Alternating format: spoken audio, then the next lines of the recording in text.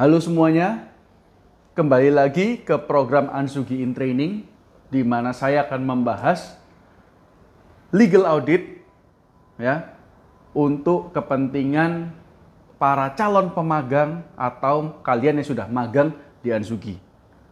Ya. Namun, kendati demikian, bagi kalian yang masih di luar sana belum menemukan law firm atau baru masuk ke dunia corporate law khususnya, kalian juga bisa belajar dari video series kali ini. Maka dari itu, identitas dari klien juga kita tutupin. Materi legal audit juga kita ganti-ganti karena kita juga sudah mengaudit lebih dari berapa ya? Mungkin 10-15, sekitar 10-15 perusahaan ya. Dan videonya nggak kita private. Ya. Kita juga sama klien juga sudah disclaimer di RSA ya, Retainer Service Agreement, bahwa informasi-informasi yang sifatnya material tanpa membuka identitas mereka, kita berhak untuk share untuk memajukan pendidikan hukum dan juga landscape legal service ya di Indonesia. Oke, kita mulai.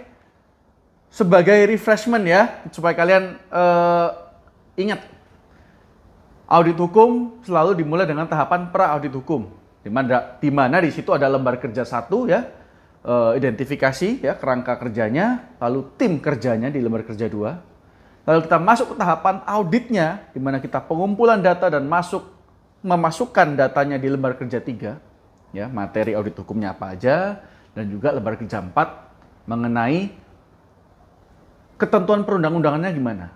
Jadi kita akan bandingkan tuh ya, isinya data-data yang kita ekstrak dari klien apa, ketentuannya bicara apa. Ya. Lalu kita masuk ke dalam tahapan pasca audit hukum. Jadi di sini audit hukum sudah selesai, tinggal kita memberikan laporan ya, lembar kerja 5, dan nanti di video berikutnya ada berita serah terima. Ya. Pada hari ini kita masuk ke lembar kerja 4. Ya, laporan hasil audit hukum. Dalam laporan ini isinya apa saja, Pak? Nah, di sini kita bahas ya. Kita mengulang kembali ya, identitas auditor hukum siapa? Kalau di Ansugi tentunya saya ya. Lalu identitas penerima laporan hasil audit hukum. Ini identitas pemberi kerja. Tidak selalu pemberi kerja itu sama dengan auditi atau perusahaan yang kita audit. Kenapa? Bisa jadi pemberi kerja menugaskan kita untuk mengaudit perusahaan yang hendak diakuisisinya. Ya. Lalu auditinya identitas, di bawahnya lagi bagian 3 ya. Ini juga penting karena selain alasan yang dikemukakan sebelumnya, meskipun perusahaannya sama ya, kita ditugaskan untuk mengaudit perusahaannya sendiri, namun PIC-nya harus beda. Kenapa? Karena pimpinan yang mengambil keputusan, yang bayar kita itu pasti nggak mau repot. Orang itu bayar supaya nggak repot, kecuali di aspek-aspek tertentu ya, atau di hal-hal tertentu seperti mungkin gym membership. Kita yang bayar, kita yang repot. Tapi memang harus seperti itu. Tapi tentunya ada layanan-layanan yang memudahkan, contohnya personal trainer. Sama di sini ya. Sebisa mungkin kita meminimalisir keterlibatan pemberi kerja. Ya. Karena kita yang dibayar, jangan dikit-dikit tanya, dikit-dikit ngerepotin pemberi kerja. Kita di awal minta PIC 1 ya, mau tangan kanan, mau GA, General Affair, GM, General Manager, apapun itu. Kita prefer non-direksi, tapi kalau memang ada direksi, khusus bagian operation atau legal yang bisa direpotin dan fast response, silahkan ya. Kita bisa tunjuk atau masukkan identitasnya di bagian identitas auditi. Lalu dasar penunjukan sebagai auditor hukum, kalau di Ansugi tentunya ada Retainer Service Agreement dan juga lembar kerja pertama tadi ya. Lalu tujuan penugasan audit hukum itu yang pasti kita mengkaji 8 aspek perusahaan, ya, aspek korporasi, kepatuhan, tenaga kerjaan, perjanjian material, aset kekayaan intelektual, aset yang real, lalu aspek asuransi, dan juga ada aspek sengketa. Di luar itu ada juga perusahaan-perusahaan yang pengen tahu, ya, ada aspek-aspek apakah ini saya RUPS sudah benar, apakah akibatnya apa kalau nggak membuat rancangan kerja tahunan dan juga laporan tahunan. Apa akibatnya kalau izin nggak lengkap? Nah, ini sebenarnya sudah tercantum. Tapi kalau ada pertanyaan-pertanyaan yang belum tercantum, contohnya kayak apa ya? Kalau sampai ada terjadi demo buruh, ya, seberapa kuat posisi kita. Nah, situasi-situasi yang apa ya? Berandai-andai, what if scenarios, ya, bukan as is. Kalau as is kan ini as is. Kalau what if scenario dengan as is-nya kita apa akibatnya, ya? Kalau di sini digandengkan. Nah, itu juga bisa dicantumkan di sini sesuai dengan yang lembar kerja pertama, ya. Kalau ada pertanyaan-pertanyaan tambahan, harusnya kita tidak mengakomodasi, ya, tapi tergantung. Sekali lagi, kita kan buat produk juga harus bisa dipakai, ya. Ngapain kita buat pisau setajam mungkin tapi klien nggak bisa pakai gitu. Jadi kita usahakan supaya bisa mengakomodasi hal seperti itu. Tapi untuk tambahan dokumen dan lain-lain biasanya kita tetap tolak, ya, karena itu nanti berpengaruh semua. Nanti kita harus berubah semua kan. Lalu bagian asumsi, ya, bagian ke-6. Ini disclaimer lagi, ya. Asumsi bahwa dokumen yang kita terima ini benar sesuai dengan aslinya. Aslinya itu juga berintegritas, ya. Dalam arti apa dokumen ini berintegritas, Pak? Itu tidak di-tampered with, ya. Tidak dimanipulasi kebenarannya, tidak diubah-ubah, dan itu memang sesuai faktanya. Kalau dokumen Kemenkumham ya dari Kemenkumham, dokumen pengadilan juga dari pengadilan, ya, dokumen BPN dari BPN, dan seterusnya. Ya, BPJS juga dari BPJS. Kita nggak ngecek originalitas kecuali memang ada budget lebih dan juga ada waktu lebih, biasanya dalam rangka untuk akuisisi, ya. Karena kalau perusahaan sendiri kan kita udah tahu pasti ngurus sendiri. Kalau ada yang kita manipulasi pasti ngaku ke kita. Kalau nggak, tujuannya apa audit. Tapi kalau kita mau akuisisi itu biasanya kita mulai dengan kan harus ada a healthy level of distrust. Trust tetap perlu, kalau nggak trust ngapain kita mau beli. Tapi healthy level of distrust, ya, level ketidakpercayaan yang sehat itu perlu. Karena kalau nggak kita akan mudah dibohongin. Pernah itu kita akuisisi, awalnya percaya aman-aman. Ketika diaudit, berantem. Ya kan? Ya itu biasalah, jadi harus ada itu supaya kita juga bisa apa ya, ketika membeli perusahaan itu tenang. Karena pembelian perusahaan tuh might be your biggest purchase gitu ya, atau the biggest purchase of the year atau in your entire life. Ini namanya juga membeli hasil karyanya orang. Perusahaan udah berdiri 50 tahun, Anda beli. Tentunya lebih mahal dong dari mobil Tesla, Ferrari bahkan. Nah, jadi hal-hal seperti ini, kalau Ferrari aja kita cek gitu ya, bawa ke showroom dan segala macam, masa beli perusahaan kayak beli kacang goreng? Nggak mungkin, ya. Bahkan seasoned atau veteran, bahasanya bukan acquisitor, mungkin agak kasar, tapi ini biasanya dipakai corporate trader pun, ya, yang memang hunting perusahaan, itu sudah ada tim sendiri. Mereka punya streamline proses, jadi nggak di-skip, tetap ada meskipun terlihat cepat karena mereka udah biasa ngelakuin itu, ya. Tetap harus ada. Itu disclaimer. Lalu hasil audit hukum, ini materi yang paling penting, yang paling inti dalam pembahasan kali ini, ya, di bab 7. Kenapa? Karena di sini outputnya adalah kita memberikan penilaian. Dan di sini kita memberikan matriks penilaiannya. Jadi ada 4, kayak IPK, ya, atau mulai sekarang saya pakai istilah GPA atau Grade Point Average. Kita bedakan dulu sebelum masuk ke 4 ini, kita bedakan clear sama clean. Ya. Clear itu bicara tentang kepatuhan. Ketika kita mendapatkan data-data dari klien di lembar kerja 3 dan kita sandingkan dengan pisau bedah aturan ketentuan peraturan perundang-undangan di bab 4, ya, atau lembar kerja 4, ini sesuai nggak? Ada pelanggaran nggak? Sesuai dengan kaidah-kaidah nggak? Kalau udah sesuai, nilainya 4, ya, tinggi di aspek clear-nya. Sedangkan kalau clean itu bicara tentang hari ini, terlepas kamu patuh atau tidak, ada masalah nggak? Nah, ini aspek clean-nya. Jadi yang paling tinggi, ya, di paling atas tentunya yang clear and clean. Sudah clear, ya, sesuai peraturan perundang-undangan, clean lagi, nggak ada masalah. Yang paling jelek tentunya udah not clear nor clean. Jadi udah nggak sesuai, masalah lagi. Nah, kenapa clear dan clean? Ya, nanti kalau kita seiring naik level ke dari 1 ke 4, itu yang dilihat lebih tinggi poinnya adalah clear. Jadi selama dia clear, sesuai peraturan perundang-undangan nilainya pasti 3.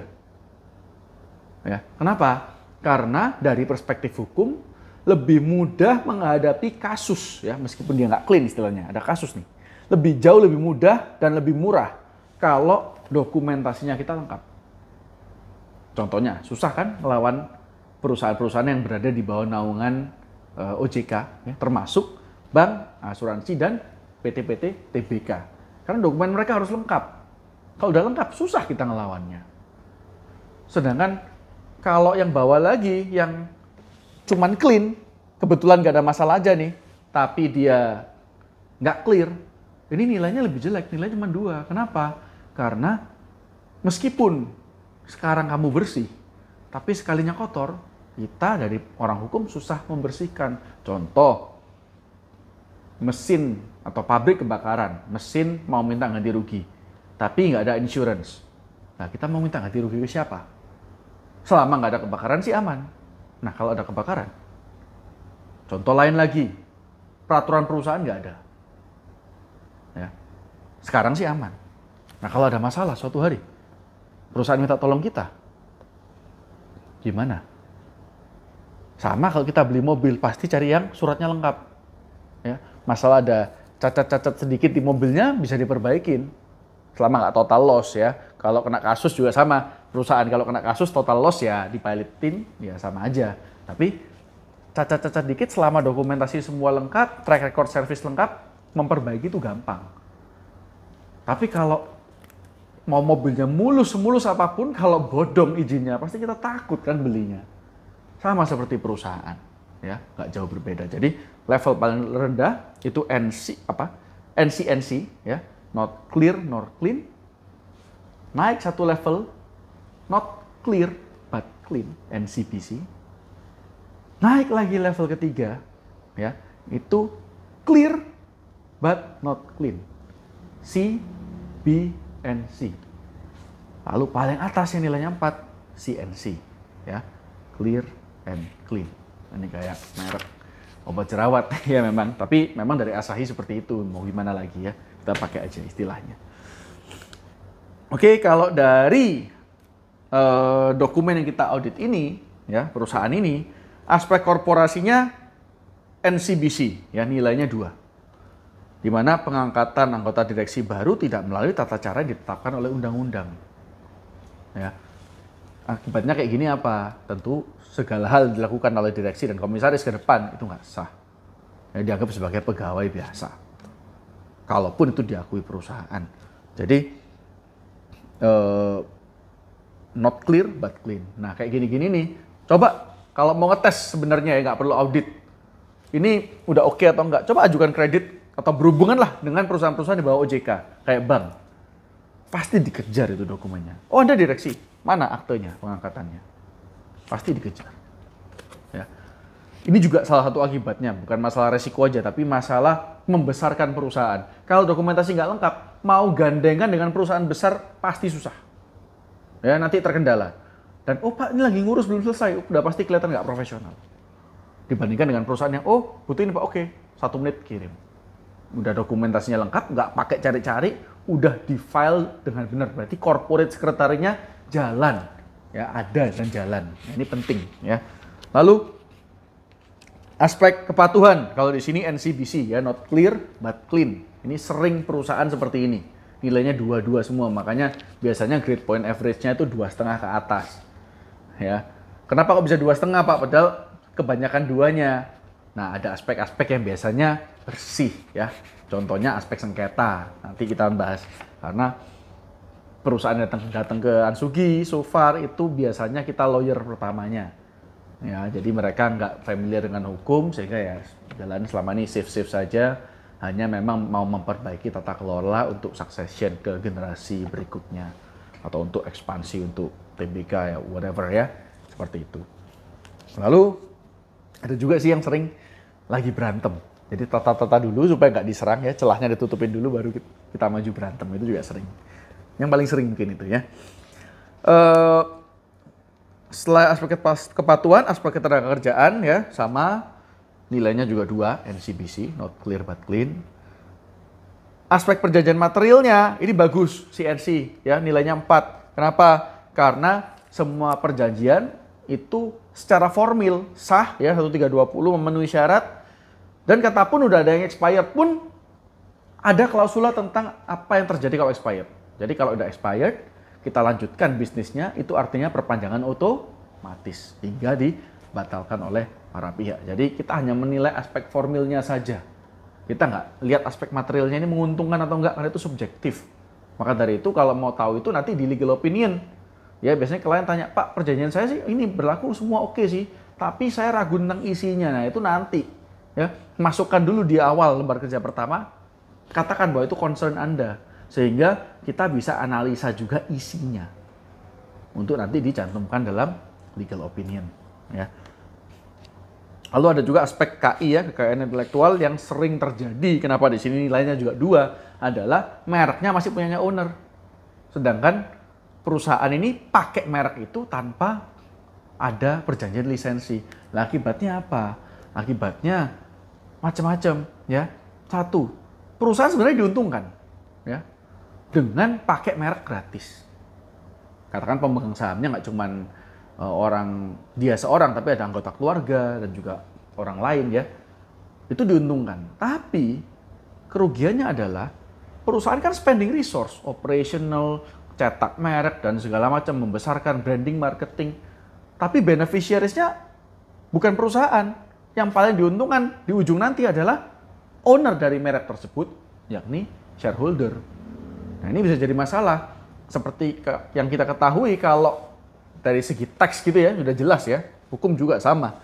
Kalau ngomongnya corporate expense ya untuk marketing dan segala macam, tapi beneficiaries-nya adalah shareholder directly, nah ini kan bisa jadi masalah. Apalagi kalau Anda nanti mau TBK, mau dijual perusahaannya, mereknya ngikut siapa? Kok bisa perusahaan gelontorkan budget segitu besar untuk membesarkan merek yang bukan miliknya? Itu pernah kita ada kejadian kayak gitu, kita langsung sarankan, Pak berarti perusahaanmu nilainya 0. Ya. Kita minta diskon ya, haircut itu nggak main-main 50%. Kenapa? Perusahaan nggak punya merek.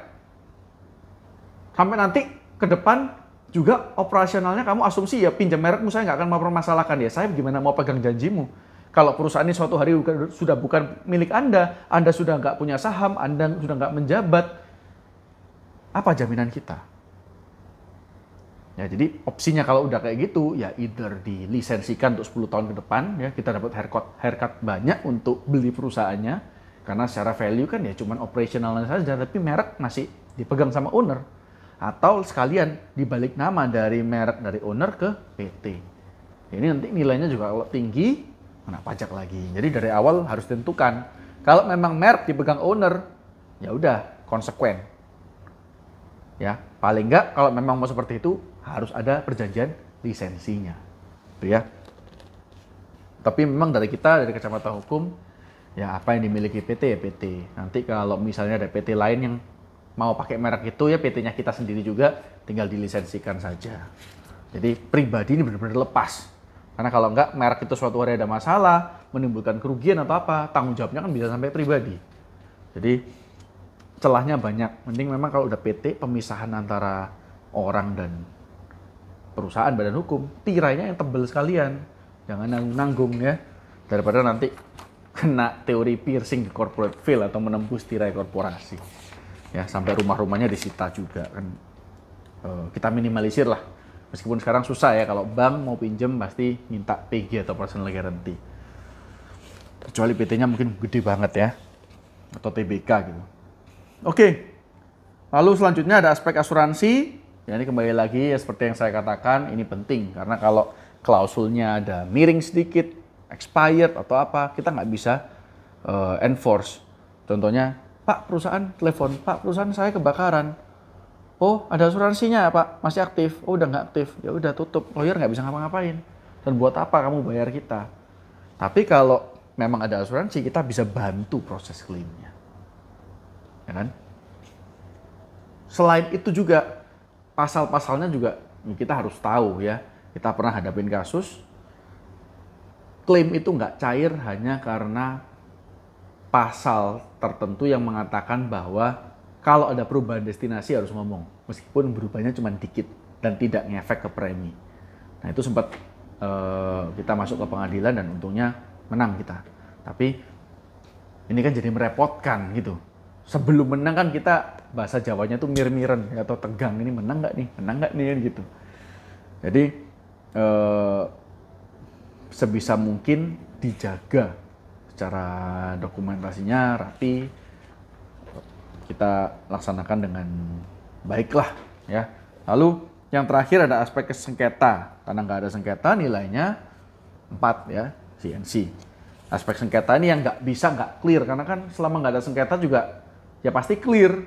Karena kepatuhannya kalau nggak patuh pun kalau nggak ada sengketa ya tetap clear. Karena ini matriksnya khusus sengketa. Jadi biasanya saving grace-nya di sini 4 nilainya. Atau kalau nggak ada sengketa pun kan 3. Jadi total jumlah matriks penilaian kalau di perusahaan ini 2,5 ya. Saya bilang rata-rata udah segini. 2,5 dari 4. Lalu kita masuk ke bagian ke-8, kesimpulan ya, penutup ya.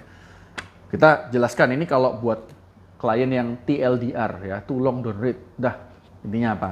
Itu aspek korporasi, masalahnya apa, yang perlu diperbaiki apa, yang sudah bagus apa, dan itu lanjut terus ke bawah. Aspek korporasi, kepatuhan, tenaga kerjaan, perjanjian, aset KI, aset material, asuransi, dan litigasi. Terakhir juga ada saran, ya, dan kesimpulan saran, udah. Lalu kita masuk ke legal opinion ya. Kalau legal opinion, saya rasa saya nggak perlu bahas, karena standar ya, tergantung pertanyaan, tergantung kantor hukum, pasti formatnya serupa tapi ini, beda rupa tapi sama gitu ya. Pasti ada 4 elemen ini, latar belakang masalah, isu hukumnya itu apa gitu ya. Lalu analisa hukumnya pakai undang-undang apa aja, peraturan perundang-undangan ini pakai. 3, ini baru analisa perbandingannya. Jadi kayak lembar kerja 3 dan 4. Masalahnya apa, matriksnya apa, jawabannya itu apa di sana semua. Lalu keempat, kesimpulan dan saran, conclusion, sama. Ya. Nah, di pertemuan berikutnya kita akan masuk ke lembar kerja 6, di mana kita akan bahas berita acara serah terima laporan hasil audit hukum. Cuman 2 lembar singkat ya, tapi di sini kita akan ceritakan pertemuannya gimana, presentasinya kurang lebih gimana, apa saja yang harus dicatat, dan juga kenapa pihak-pihak yang hadir harus tanda tangan. Itu kita akan bahas sebagai penutup. Semoga video kali ini bisa dijadikan bahan pembelajaran buat kalian yang sedang di Ansugi maupun masih di luar sana. Cheers! Sampai ketemu di video selanjutnya.